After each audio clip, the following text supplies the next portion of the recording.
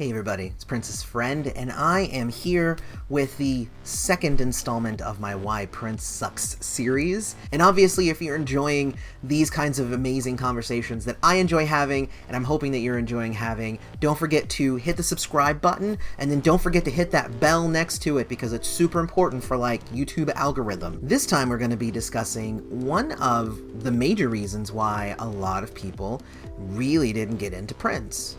And it's because he was too religious. Now, if you've actually listened to a lot of Prince, you already know that, yes, Prince has infused a lot of his spirituality and his religion into his music. And this is not a new thing. He did it from the beginning of his career all the way to the end, never leaving out an opportunity to express his spirituality and saying that God is love, love is God. He really wanted to let people know that his spirituality and God was very important in his life. Of course, the real question becomes, how did he get this reputation of being too religious? Because, sneaking little things into his music is not necessarily the way to get that. It has to be overt enough to turn people off. Now, of course, if we look at the beginning of his career, from his first album, For You, all the way up through 1999, there really wasn't that much God in his music. There was the one song, Anti-Christian, from Controversy, that did talk about the Antichrist, but not God itself. And then, like most things about Prince, it all came about in Purple Rain. After his album blew up, he offered his very first interview to MTV, where there was a conversation about, whether he was like Jimi Hendrix and race and what Paisley Park was and, what his music meant to him. It was kind of an interesting thing because after all of the questions were done, he then took the opportunity to say, also, by the way, I believed in Lord Jesus Christ and I believe that he's one day going to come back and he did not lose that opportunity to say it. And a lot of people kind of took that and they were like, I don't know really what to feel about that. Now, of course, around that same time as well, the B-side to Purple Rain was a track called God, where Prince sang a whole song about God creating the world, and he got people to sing along, which is very interesting. He basically took God and the church and his religion, and he turned it into pop music. Now, these were the first real overt things that he did, and of course, this was when everybody was looking at him. But of course, later on, we find out that a lot of his earlier songs were religious anyway. The song Let's Go Crazy, for instance, was all about God. The Elevator was the devil, and Let's Go Crazy was embracing God. So, you're not gonna let the elevator take you down, so let's go crazy, let's rejoice in God. And even the song The Cross, which was already the cross, so already was smacked with religion, later on Prince ended up changing the song to The Christ, where he sang it that way. And it was already a song about Jesus, so, sure, might as well, right? Might as well just reveal what it was really about. But all of these things were even before he fully embraced organized religion when he became a Jehovah's Witness. And then when that happened, the way that he dressed, the way that he spoke, his philosophies, the way that he engaged in conversation with others, it all changed and became very religious. Even more religious than it was before, that was already turning people off. Then it became kind of the God show. And this actually lasted for nearly a decade of his career, where a lot of his music was pretty focused on his religion.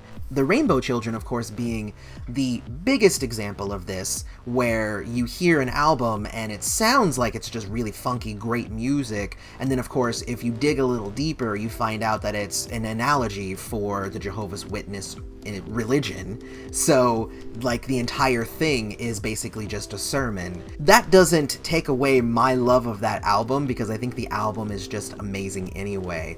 But I love that he was able to express himself in a way that he was able to share his truth with us, and even the song is just preach the good news, which is, if anybody has ever had a Jehovah's Witness come to your door, they come to your door and they say, have you heard the good news? And then you go, oh, no, thank you. I appreciate it, but no, thank you. But here was Prince using his platform in order to push his message. And that is both kind of crazy, because I'm sure he turned a lot of people off with these kinds of messages. At the same time, I applaud him, because other musicians who are also Jehovah's Witnesses, or, you know, really deep in any kind of religion, they either leave music entirely behind and say that it was a terrible influence on them, or they continue to do it, but they never talk about what they care about, and Prince was not scared to do so. So that, I mean, we have to applaud him for that, whether or not we like his religion or whatever. I know people have weird opinions about Jehovah's Witnesses. I've never had a problem with it. I know a few Jehovah's Witnesses myself, but you know, it is what it is. But within the context of Prince's career, in the beginning, he was throwing his religion and his spirituality into his music as a way to bring others closer to their own spirituality, which I think is very cool.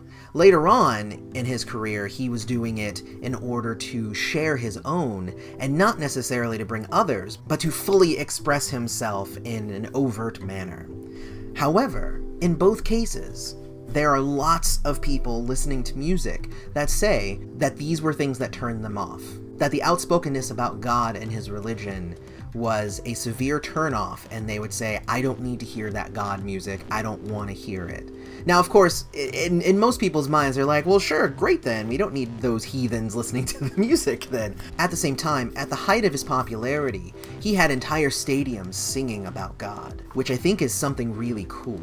However, as his career advanced, the more open that he became with his religion, the less that he was going to get played, the less that other acts wanted to play with him, the less that distributors wanted to work with him, the less that radio stations wanted to have him on. These are all things leading to the fact that being too religious was one of the reasons why a lot of people said Prince sucked. So what do you guys think about Prince's religious stances and his ability to convey that? Let's discuss it down in the comments. And I really like to hear your guys' opinions, because honestly, his talk about God and religion never was a turnoff for me, because I was here for the music. But some others don't really like that sort of thing, and I want to hear about it, so let's talk. Until next time, may you live to see the dawn.